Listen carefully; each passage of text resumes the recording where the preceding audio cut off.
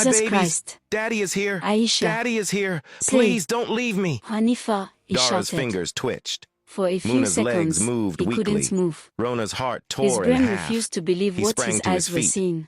Help!